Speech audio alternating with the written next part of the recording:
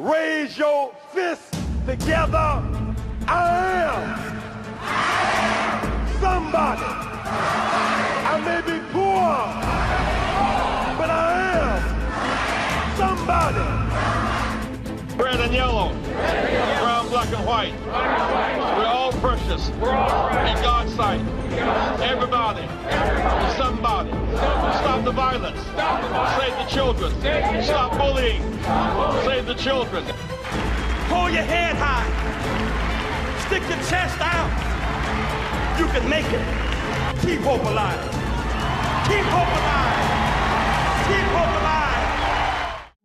Good morning, freedom fighters. Welcome to Rainbow Push Coalition Saturday Morning Forum. I am the Reverend Chauncey D. Brown, and I am elated to start this freedom journey with you this Saturday as we introduce to you African American Contractors Day.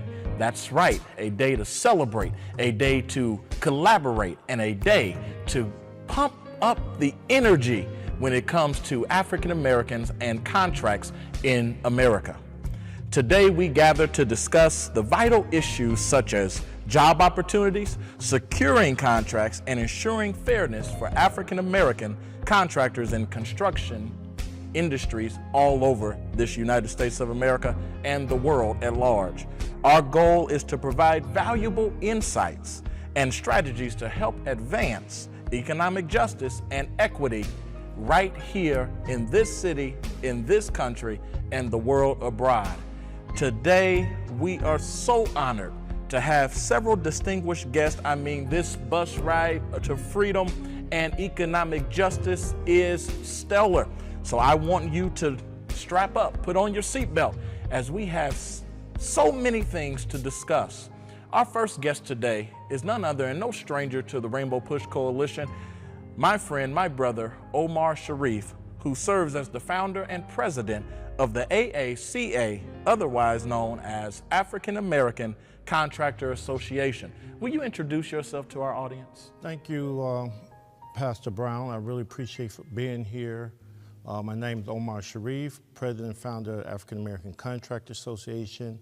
I deal with the construction issues with the Reverend Jackson of Rainbow Push organization, and I'm just happy to be here once again doing the good fight that we do in construction. We're so glad to have you. Our second distinguished guest is none other than Ms. Cynthia Bolton Smith, who serves the CCS Interior Design Group. Would you introduce yourself to our audience? Yes, as you stated, I'm Cynthia Bolton Smith. I'm the owner and CEO of CCS Interior Design, and we do residential and commercial design for our lead clients all over the world. Wow, wonderful. And then our guest on this first stop, our last guest on the first stop, is none other than Ms. Teresa T.J. Hughes, who serves at the Advocates for Community Equity Empowerment Incorporation. Would you introduce yourself to those who will join us on this freedom journey? Thank you, Pastor. My name is T.J. Hughes, and I am an advocate for women, minority contractors, black farmers, and small businesses. I recently started this organization, Advocates for Equity and Empowerment. And Omar just kind of called me up here today off the cuff, so please bear with me because I'm a little bit nervous, Pastor, and thank you for that prayer earlier. Absolutely. We have so many things to discuss today, and I'm just excited that you all are on the bus to freedom. Let us get started today. The state of the industry. When we look at this industry, oftentimes when we look at industry and the inequities and those places of injustice, we often ask, where do we go from here? Well, today we have to start this journey with the question, where are we? How do we define what is here? How do we define the state of this industry? And so since we're all together, this is an open conversation for freedom fighters, and that's what you have become today. And so my first thought and question would be this: what are the current trends in the construction industry, and how are they impacting African American contractors? Anybody can open up. Well, let me just say, Pastor, that I am so happy that we're having this dialogue. It's a long-awaited dialogue. I thank Yusuf Jackson for the opportunity for this because of the fact that Reverend Jackson have always been an advocate for the lowest man on the totem pole, the man that can pick up a shovel or pick up a hammer, to understand what it means to get a job working with their hands. You know, as he always had talked about, that he was a son of a sharecropper. And we all feel that way when we look in the streets in our community and see that people are building in our community and we are sitting on the sideline. All right, and with this, I think what it does is open up the door wider for men and women of color, and mainly African Americans, can get jobs and contract and do business development. And so with that, I think we would be stronger if we work together, all groups, if we understand that we have to pull each other up at a time and open up the process. The problem has been that we have enough African Americans in power, but we don't have enough African Americans working in our community where we live at and reside at.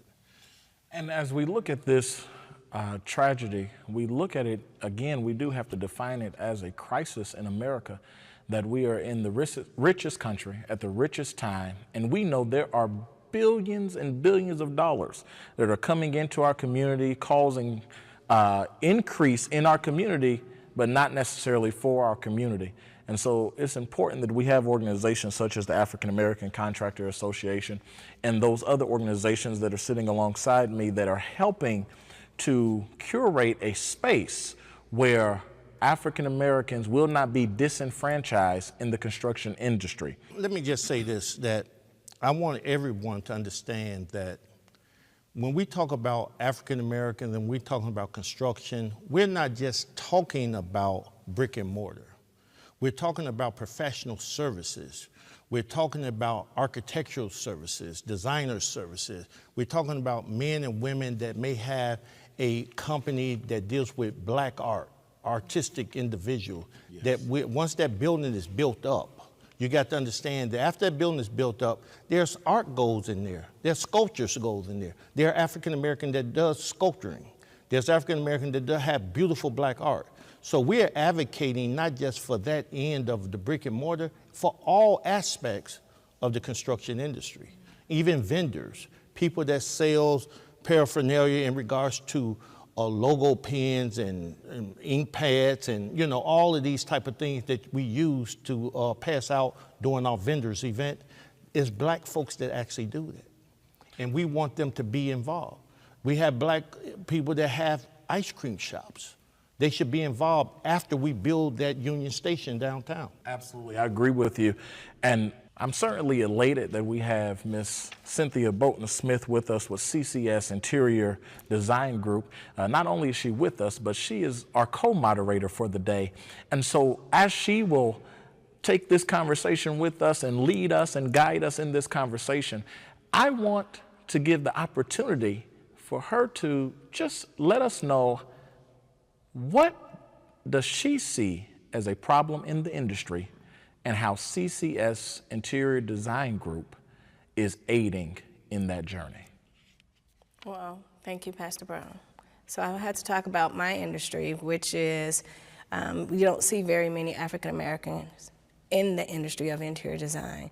So this is an opportunity for me as well, because we do not get the opportunity as our counterparts. So there are, just as our education, the requirements for my profession as well, you know, we have to be prepared as professionals for interior design as well. And we do not get looked upon as our counterpart and get the opportunity and advantages that they get. So this, as being a designer, is very difficult in my industry as well because of my competitors and just being sought after as an equal in my industry. Wow. And this is the crisis that we face in the industry, is that oftentimes the one that is overworked is often overlooked, underpaid, underappreciated. And this is why we're lifting the voices today, to ensure that we're not just raising the ceiling of America, but we're raising the floor that soon we will break the ceiling of inequality, of injustice, and we will see a better, brighter future in America. Ms. Teresa Hughes, or TJ as you're called, can you name, or do you see the issue in the industry, and I know you do, but could you explain how your organization, maybe the troubles that you face in the industry and how you're overcoming those? Okay.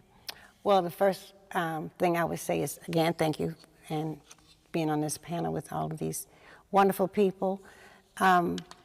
For me, it's my passion.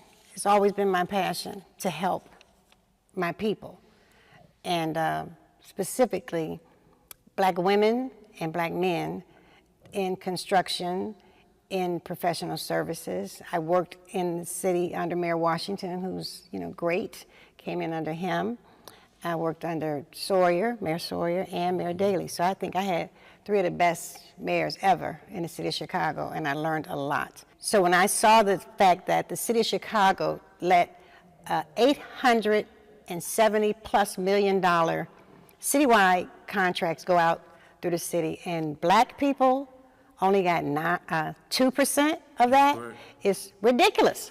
So I had to, speak up on it. Put the call out. And put Miss Eileen Velasquez out of business. I guess the mayor got so tired of me writing him letters, and I guess you did too, Omar, saying she needs to go, because it was like, she doesn't come into our communities. How are you gonna be an effective CPO if you're not coming into the Black communities? That's right. So she's gone, thank you, Lord, and we're still here.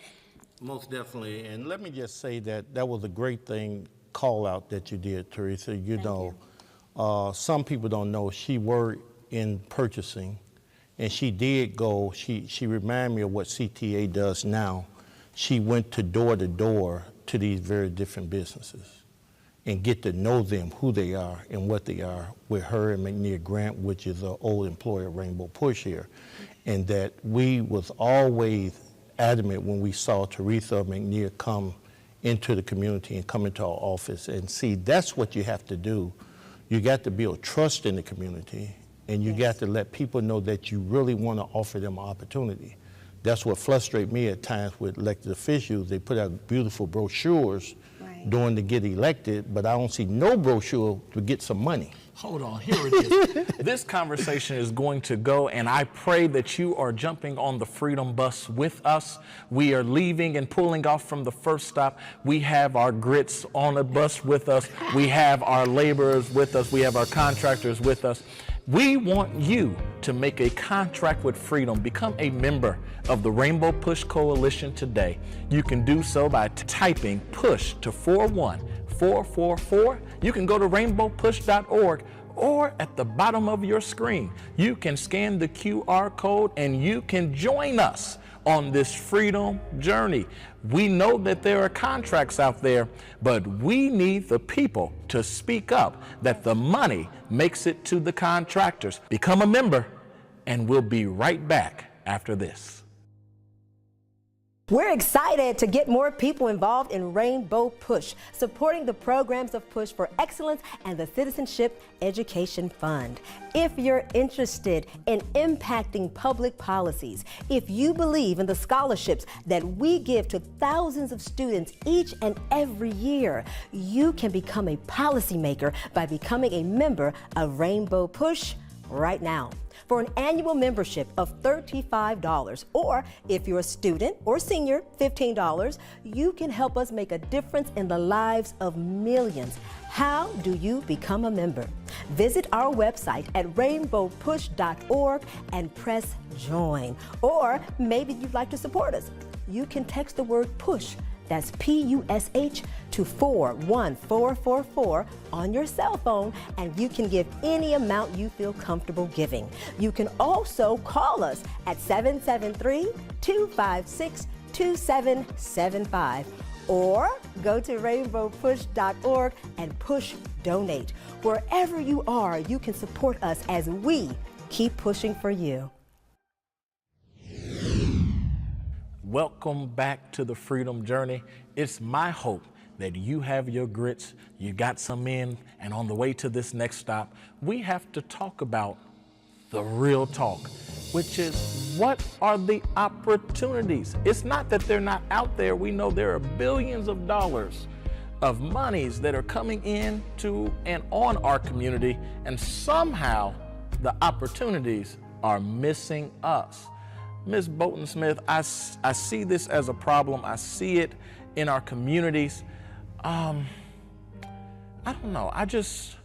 Not only is it a problem, but what do we do about the problem? What do we do about all these opportunities that are coming to our community, but we're missing out on them? Me personally think that the opportunities have to be out there for people to know about them.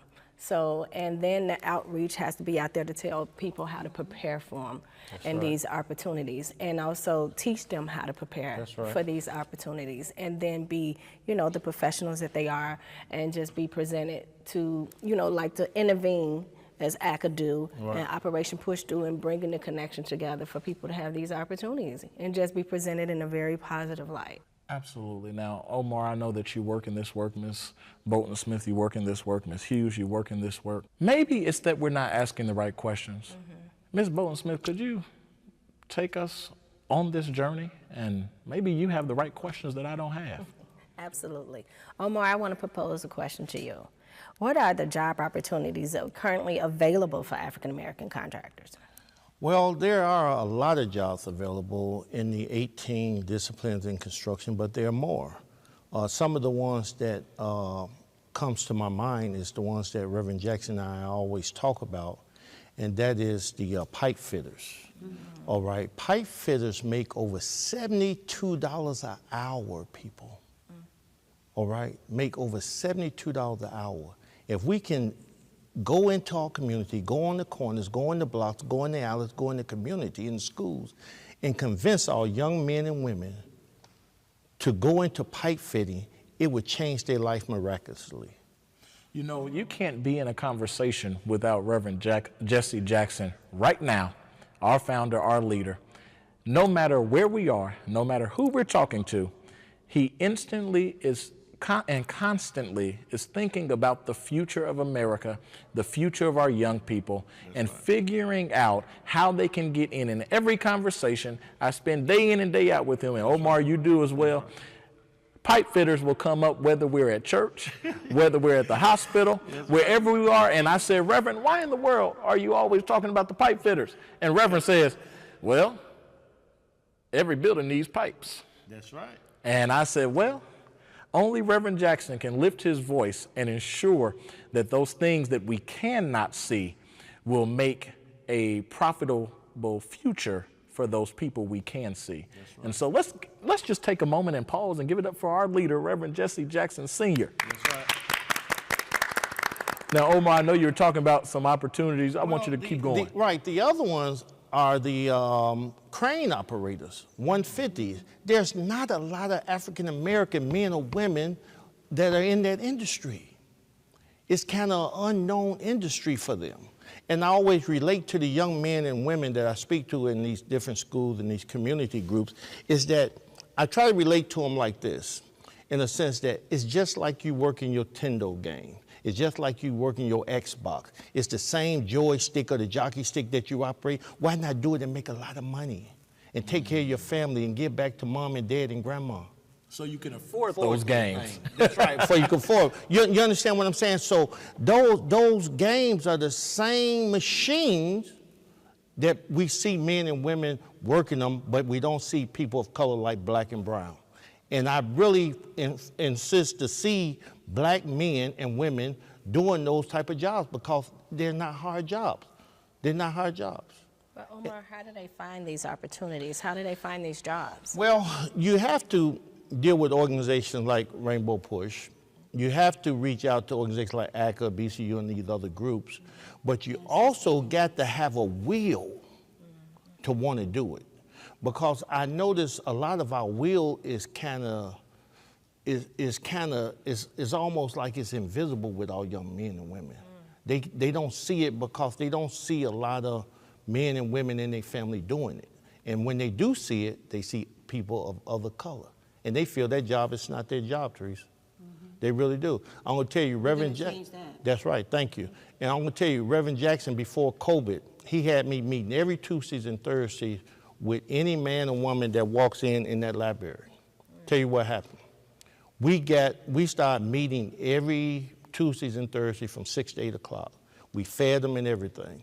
You know, we ended up, because we had went out to a site, we got in touch with Related, and we found out they were getting ready to do a project on the north side on Claiborne and Diversity, all right?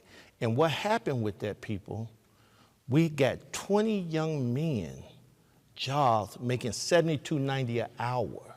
Wow. $72.90 an hour. We did do that while we was in this building. I need to come to your and not, that was another pastor said. And not only that, not only that, one gentleman that always sticks in my head, two of them actually, one had just got out of Statesville, the other one got out of Pontiac. Right off the bricks into $72.90 an hour. That guy haven't went back to none of that stuff that he did before he got there. And then one of them started his own business. That's very important. As we know, in this political climate we're in America, we have a felon running for president. And then those who have experience with the criminal justice system, they have been worked for labor and more labor and built the prison industry.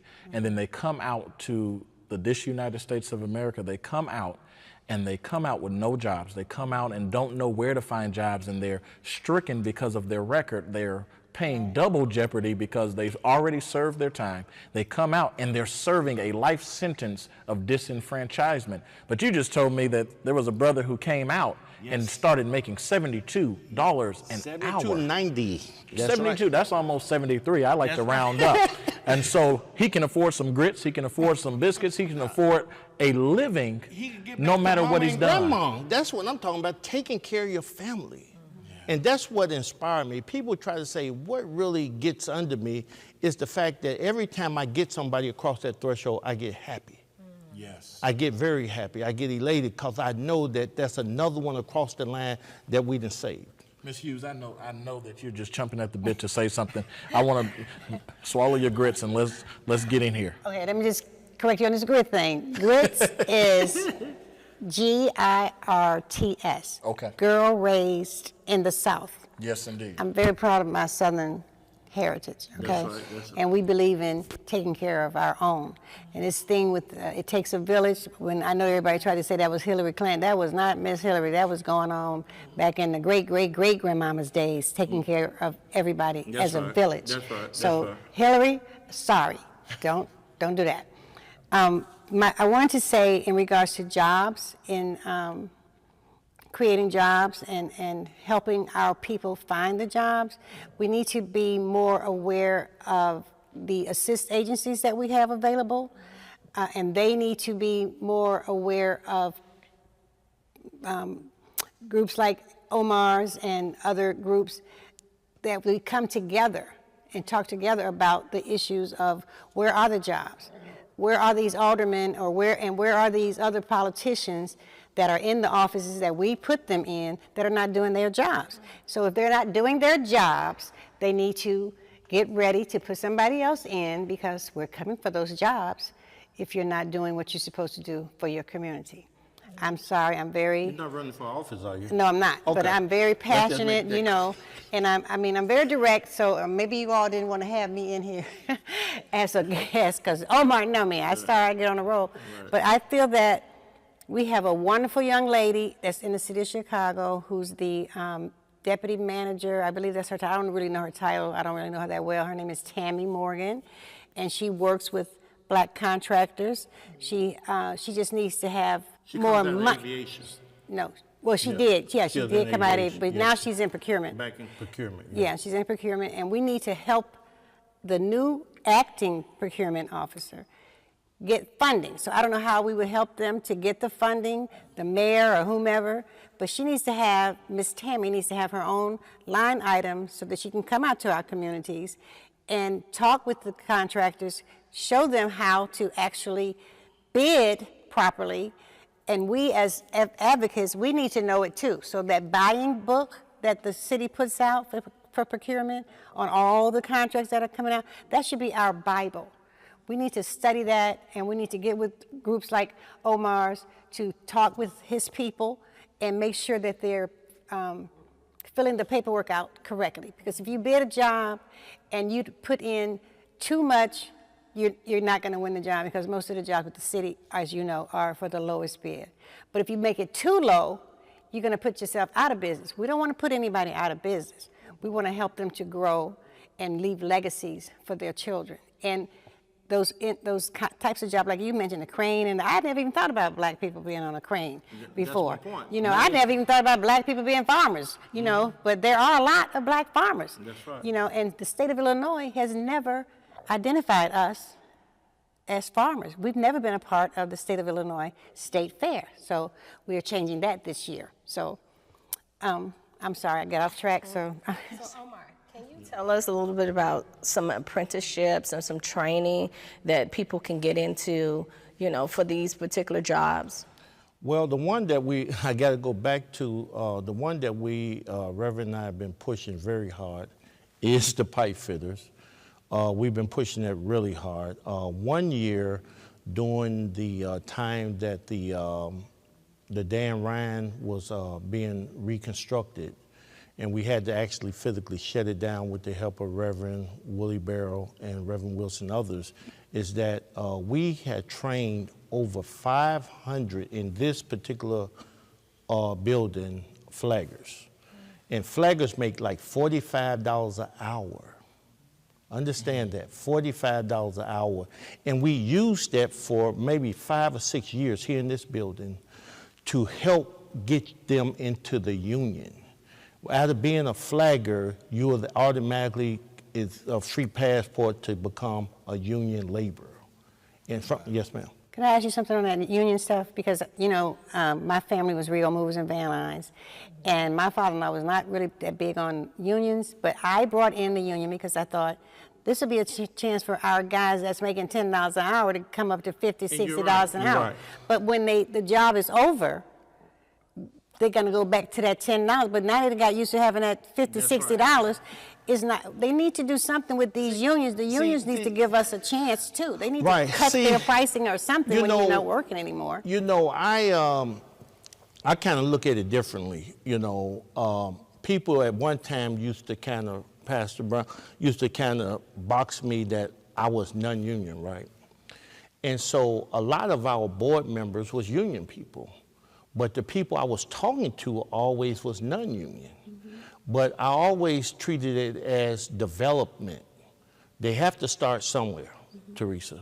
Yes. And if they could start on some non-union jobs, and we can elevate them and educate them and multiply them into union jobs, I feel elated.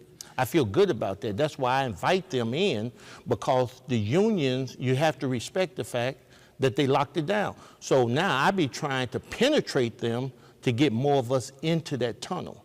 Because you know what happened? What can I do? They get benefits, they get health care. Yes. They have that 402.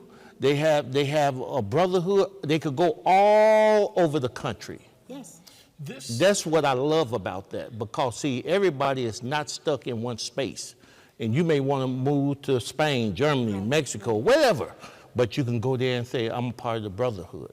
But you got to make sure that you have enough jobs available for them, and you got to have them qualified. They have to be qualified. That's why I say they certified, need to be union. And that's all fine and good. But I'm just saying, to start them out, most of our people are not going to be able to afford to pay the union dues coming in the door. So having an apprenticeship program, as you mentioned, Pastor, there's a company called PSA Constructor, they deal with aviation. So that's another field that you don't see that many black people in. We need to do something like what he's got going, that he wants to bring to the city. So we need to introduce him to you, Omar, so you can talk to him. And to be honest with you, some of our Hispanic brothers already have the aviation program already on Ashland. And they have the hangars and the airplanes inside there. So we got to speed it up. I know my point is that we got to speed it up. All right. My point is that we got to speed it up. Let's talk about us. No, I'm with that. I'm with that. But we got to speed. My point is that we got to speed it up. All right, this bus is getting ready to pull over because we are getting heated and hot in this conversation. We are so glad as we are listening in, and I pray that you're joining in on this freedom journey. Simply said, there's levels to this, and guess what? Prosperity is a process, and so we have to enter in. You have to start somewhere to reach the top, and guess what? There's no better place to start your journey to freedom than right here at the Rainbow Push Coalition. Wherever you are, you can scan the QR code at the bottom of your screen. You can text PUSH to 41444, or you can go to rainbowpush.org and become a member, become a financial member. We need your contributions to fight for freedom, because freedom is finance. It is not free. It does have to get financed. And so we need people like you to join us on this journey. The trip is not finished. We're just beginning, and I've got some surprises for you. So stay tuned. We'll be right back after this. Push Excel's goal is to inspire students to strive for excellence in education in spite of personal, family, and community challenges that they might experience. How do we do this? By advocating for educational policies that guarantee equal funding for all students without regard to race or economic standing. By engaging parents, students, and teachers in pursuing high-quality education and striving for educational excellence at every level. And by forging partnerships with community-based and public sector stakeholders in education. Now, Push Excel is a national model program with the purpose of connecting principals, parents, popular personalities, and students in a bond, and to support students at every level on the educational ladder. Wherever you are, you can support us as we keep pushing for you. And remember to keep hope alive. All aboard the freedom journey. We are back, and guess what? We have another Brown we picked up on the stop. Miss Misty Brown with CTA is with us. We've got so many things going on, not just on the freedom journey, but right here at Rainbow Push Coalition at Freedom Headquarters. We've got so many things going on. I'm going to pass it to my friend, my brother Omar Sharif, and he's going to tell us what's happening. Thank you, Pastor. I'm going to tell you, if you don't come here this Saturday, you're going to miss out. We're going to have over 10 to 12 major general contractors here, developers. If you want a job, you need to be here. Mom, Dad, tell your son to get down here at 8 o'clock, 8 to 11 o'clock. We're going to have CTA here. You got water reclamation going to be in the house. You're going to have Pepper Construction, Ujamaa, Bohr, as others going to be here. So if you really want a job making over $45 an hour, you need to come and see us. If you want a contract, you need to do some networking. Get up, bring your business card, or bring your best resume.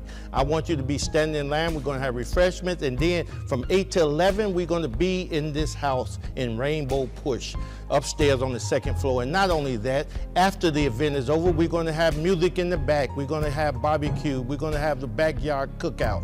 So if you want to be here and network with some people that can help you and bring yourself up by the bootstrap, be here. We're going to be ready to accept you, because that's what we're here for, jobs and contracts and keeping this push on. And Omar, it's not just for the sons, it's also for the daughters. Yes, you're absolutely right.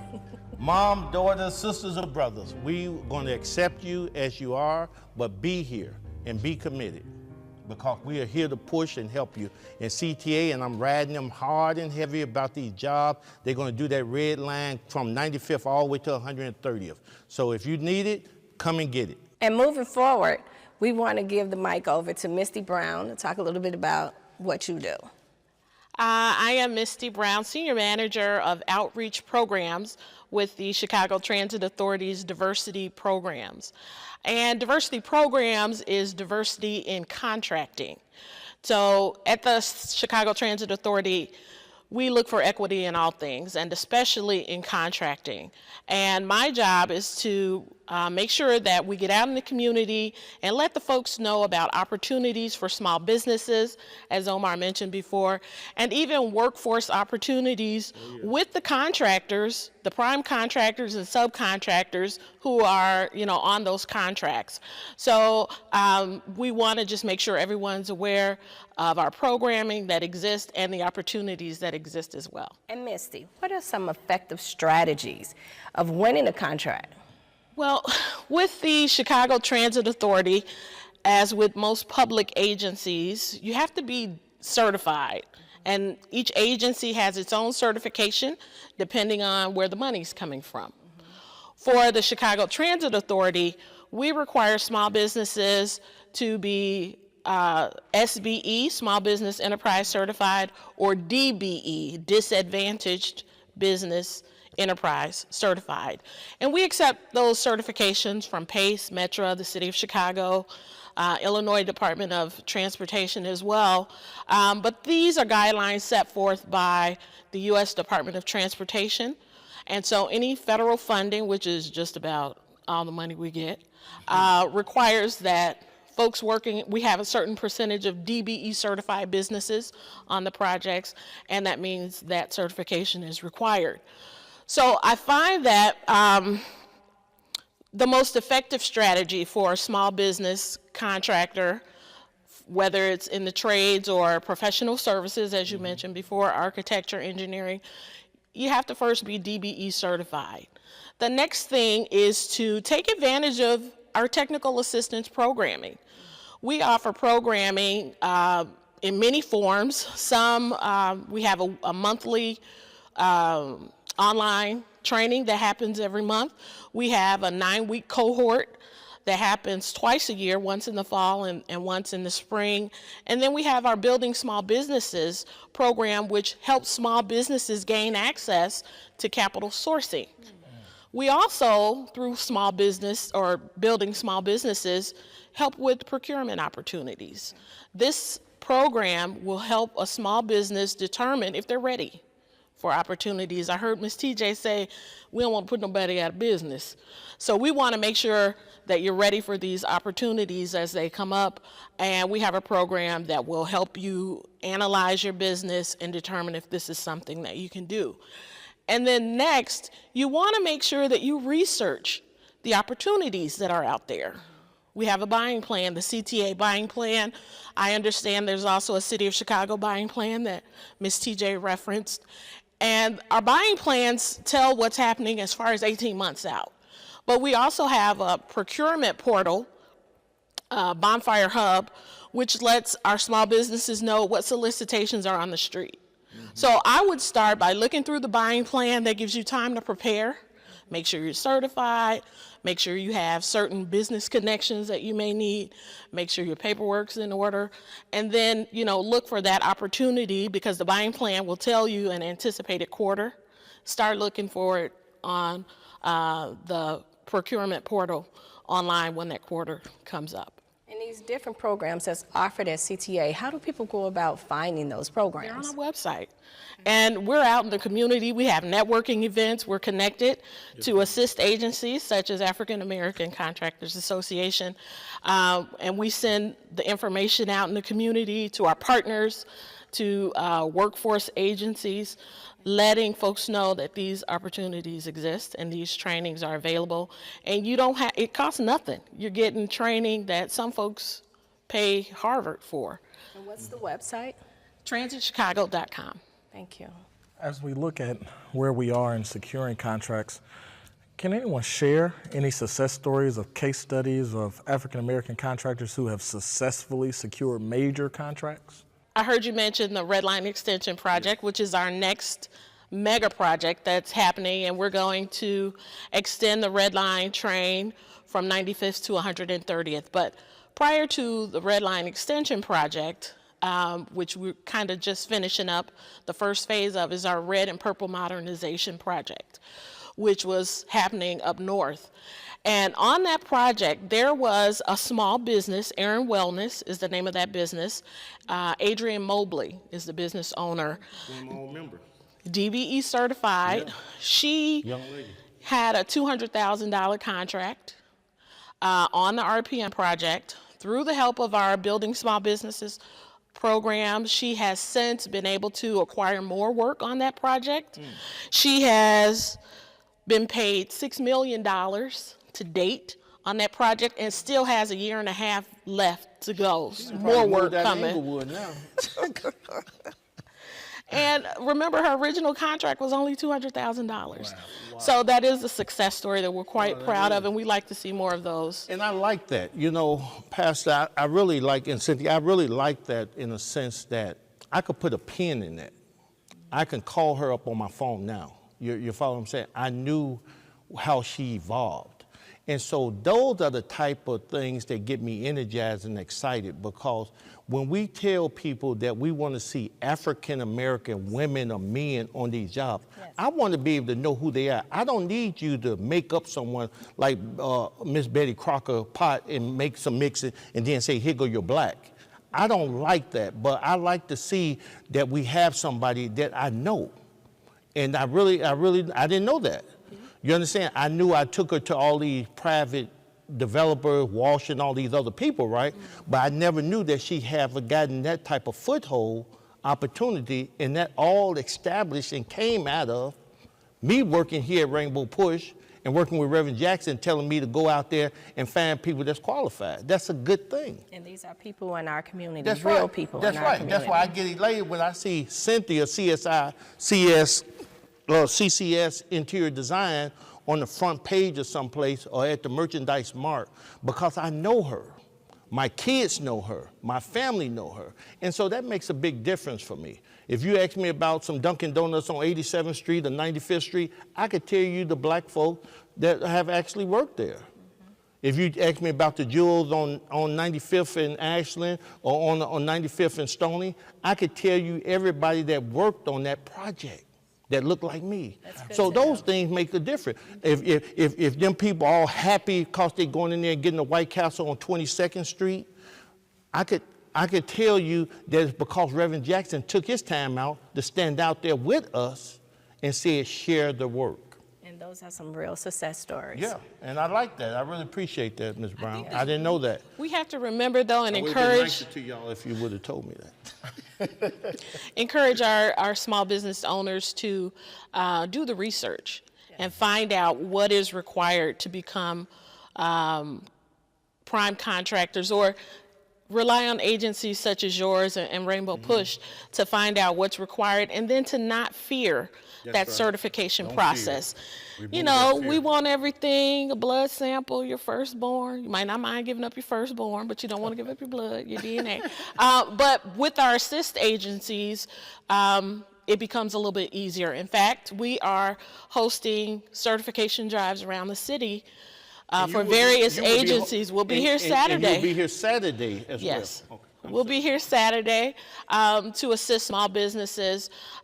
In order to be effective, we ask that you register in advance as a vendor with the Chicago Transit Authority so that you have all your login credentials, and then we can walk you through the process of DBE certification. And again, you gotta have all your paperwork. You gotta have your business together, but we're looking to include more small businesses. We're so glad that Ms. Misty Brown and CTA joined us on this freedom journey. Listen, representation matters, but meaningful representation matters. That's why this is the place to be. You have to be at Freedom Headquarters for African American Contractors Day, because we need you to register for you. We want to see permanent wealth. We want to see sustainable wealth. We want to see, you heard that, contract from $200,000 to $6 million and counting, because it's not done. And so it's possible. And so we praise God for the young lady and her business that is achieving at a high level. But we want you to see more success stories, and better yet, become a success story. We'll be right back on this freedom journey. Don't go anywhere. Get your sack lunch, whatever you need to do, and we'll be right back. Get involved with the movement.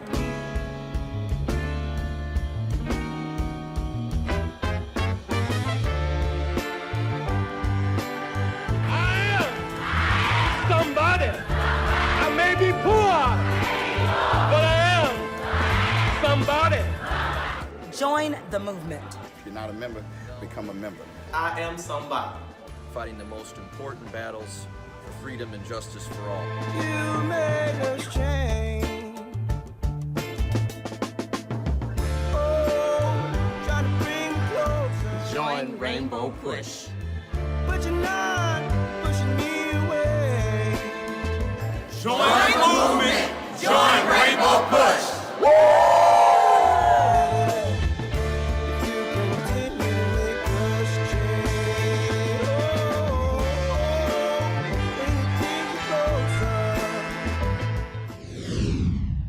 We are back on this freedom journey. I pray that you are picking up steam as we go. And guess what? We're not only heading to Freedom headquarters, but we are heading to the only international convention that is hosted right here at the Rainbow Push Coalition. You heard it right. It is the 58th International Rainbow Push Coalition Convention, and we've entitled it The People's Agenda. It will take place right here at Freedom headquarters from August 15th through August 18th at 930 East 50th Street, Chicago, Illinois. You need to be here. Don't just be here, but I need you to get on the website and register for the convention. Call your friend, call your family, call your contractors, call your unions, call your church members. I mean, call everybody, because August 15th through 18th, there's no other place to be than the Rainbow Push Coalition, where we're keeping hope alive. As we are excited for the convention, we have to have the tough conversation of accountability. When we look at securing contracts, we look at opportunities. We must hold those in office. We must hold those that are hoping to be in office. Matter of fact, let me pause for the cause and ask you at the table right now, what is a black job? Hot topic, that's what we're talking about. What is a black job?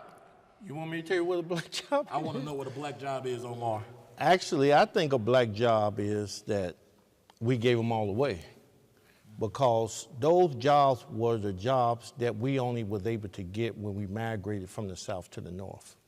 And then we gave them away, the Pullman porter stuff, the bus boys, the waiters, the maitre d's, the janitors, the cleaning, housekeeping.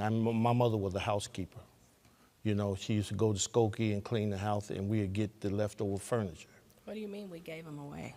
We gave them away because as we elevated and moved up in the world, as we look at it, we felt that those jobs was degrading. Mm-hmm. My mother always had told me that don't be so proud you can't clean a toilet.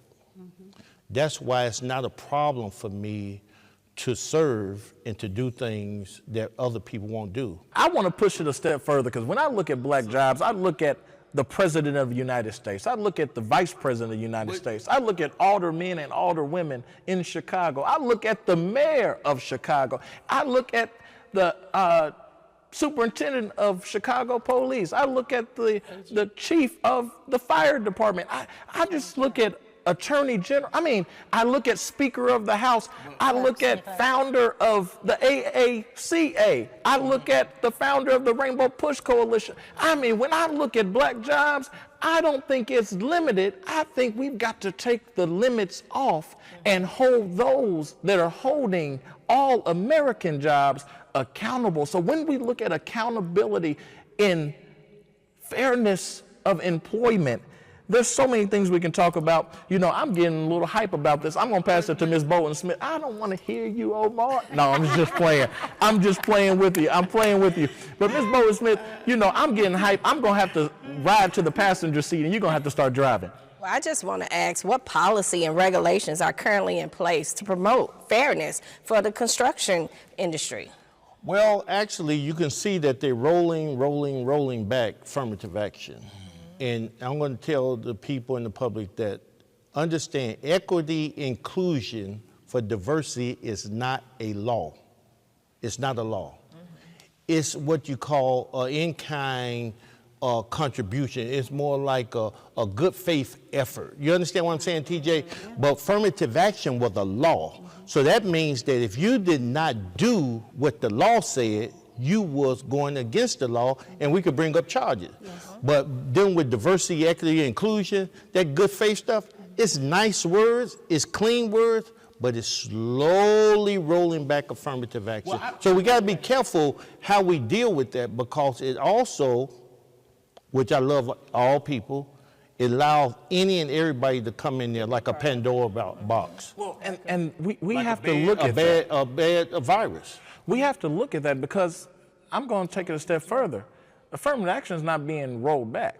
It's been stripped. The atomic bomb has hit our community, and not many of us are lifting our voices to say we will not stand for it, and will create the new law that says, well, you only want to give us 30%, we want 50%. You only want, we have to raise the standard, but there are limited protections in this. Affirmative action has been stripped from us. We saw that happen in the Supreme Court. Diversity, equity, and inclusion programs, we are seeing those programs across the country become illegal and disappear at high rates, and they're affecting us. We did not have the same involvement in the hiring processes, but it seems like we're the first fired and gotten rid of. We need to start making the elected officials hold the people that are in charge of these contracts, cut them down, cut them out. Give us like this water thing. You're absolutely cut right. them down to blocks by blocks. They bundle them. They bundle them so big that, like what Ms. T.J. Hughes is saying, that they cannot put their arms around them. And I always tell people we should deal with the contract when I'm in front of the municipality elected officials, that you got to treat it like you would eat an elephant. In your case, eat a turkey for Thanksgiving. One bite at a time would help develop you. Yes. All right, and I go back to saying to Reverend Jack, that's why I always tell him about CHA is one of those areas that we can get young men and women working on $10,000 contracts, $25,000 contracts, $100,000 contract, and develop them through that process. But we don't think about developing our community, and our elected officials don't have an idea on how to develop them. And when sometimes you talk to them, it's like water on a duck's back. I could tell you instance, I go there and say, you know that site going on? They say, what site? I say, right 2 blocks from your ward office. Yeah, and this is the type of stuff. I'm saying I had to fight some elected officials and then help their kids become a contractor. So how does a contractor advocate for their rights to be on these projects? Well, that's why they have to be with organizations like Rainbow Push, ACA, and others, like Teresa, them other sister agency, and pick and choose as you would pick the beautiful flowers out of a bunch. You got and no, right. You got to hold ACA accountable. That's right. ACA and all of them. That's right. And everybody else. You have to hold them accountable for, if you're my advocate. That's right. Or I'll call him at the middle of the night and say, look, you need to do this. Do your job. Do your job. And that's what we have to do for all of them. You're absolutely right. We have to hold each other accountable. Hold me accountable. Right. It's not an issue with me. It's like Reverend in his situation now, he loves what he do. And I feel that passion. I always talk to his son about it. Yusuf. I said, I love what your dad do. That's why I do what I do, because him pushing for it. Down to you. Yeah, that's right. And it makes me push even harder. I'm sorry to cut you off, Omar, but are there any recent changes in the industry that aim improving fairness and equality for minority contractors?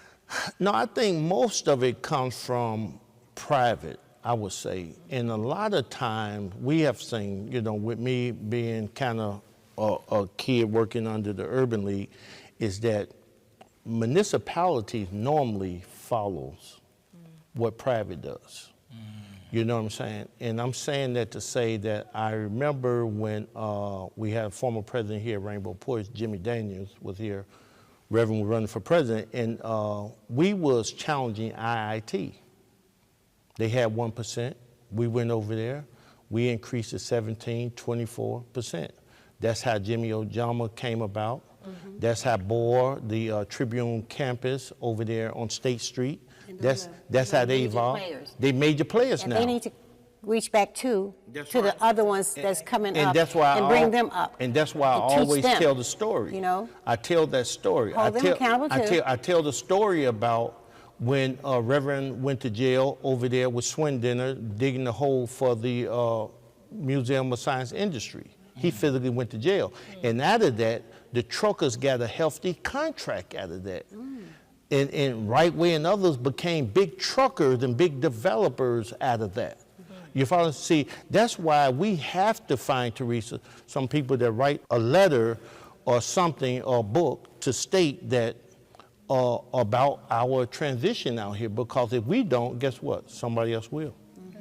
And that's right. If we don't do it, somebody else will. As we pull in from this freedom journey, I want to extend my heartfelt thank you to all of our panelists, for our bus riders, those who are coming along this journey, and especially for you who have partaken in this conversation on African American Contractors Day, where we pray that we have provided valuable perspectives on job opportunities, securing contracts, and ensuring fairness in the construction industry. But before we close, I must remind you to meet us right here at Freedom Headquarters, August 15th through 18th for the 58th Annual Rainbow Push Coalition Convention. In this year's convention, it is vital that you are here, your family are here, your children are here. We are building a coalition with the people's agenda. We're going to talk about everything from education reform, economic equity, voting rights, women's rights, and international justice. Our opening back-to-school bash will ignite our spirits with powerful panels and some live music. So come get your groove on at the Freedom Bus. I can't wait to see you. We can't wait to see you. You need to be here. Unite with us for justice and progress, and together we can make the people lift their voice and accomplish what we like to call the people's agenda.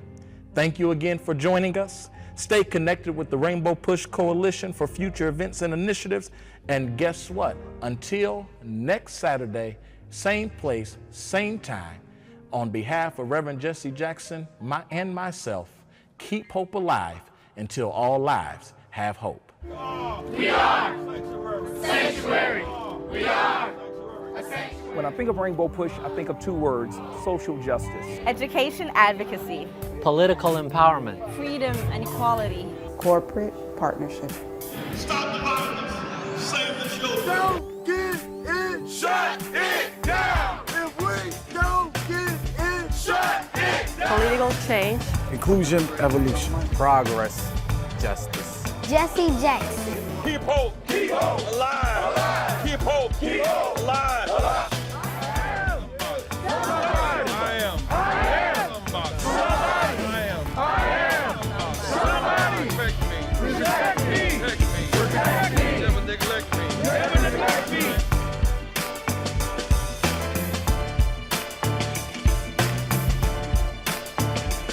We want to be bridges to end these cultural gaps.